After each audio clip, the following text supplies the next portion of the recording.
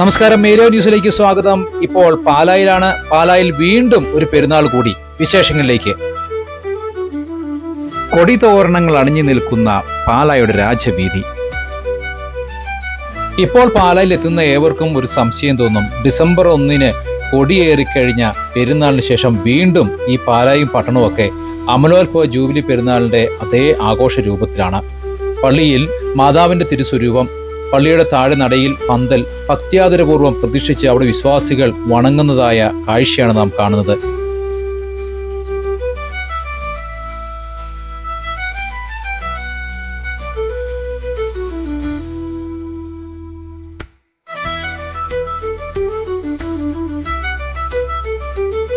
സമീപ പ്രദേശങ്ങളിൽ കടകളും അതോടൊപ്പം തന്നെ വൈദ്യുത ദീപാലങ്കാരങ്ങളും മുത്തുക്കൊടകളുമൊക്കെ അലങ്കരിച്ചിരിക്കുന്നു.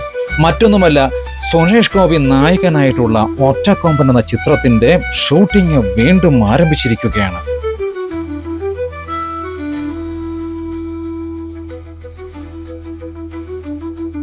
ഇനി 2 ആഴ്ചയോളം ഷൂട്ടിംഗ് ഉണ്ടാകും. ഷൂട്ടിങ്ങിനായി രാത്രിയിലും പകൽ പോലെ വെളിച്ചം പകരുന്ന ക്രെയിനുകളും എത്തിയിട്ടുണ്ട്.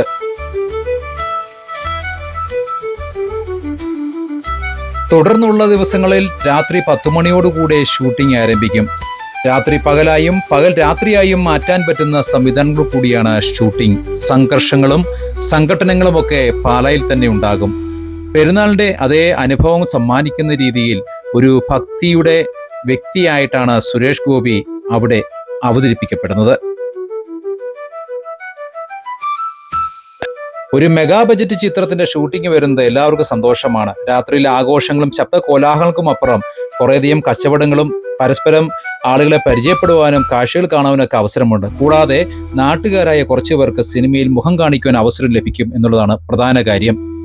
എന്നാൽ ഷൂട്ടിംഗ് നടന്നു തുടങ്ങിക്കഴിഞ്ഞാൽ 3 മണി വരെ ഷൂട്ടിംഗ് തുടരും. ഈ സമയത്ത് ചിത്രങ്ങൾ പകർത്തുവാൻ യാതൊരു കാരണവശാലും അനുവദിക്കുന്നതല്ല.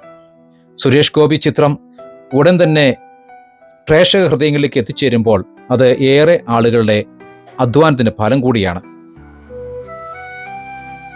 ഈ കാണുന്നതാണ് രാത്രി പകലാക്കുന്ന സൂപ്പർ ലൈറ്റ് സിസ്റ്റമുള്ള ക്രെയിൻ.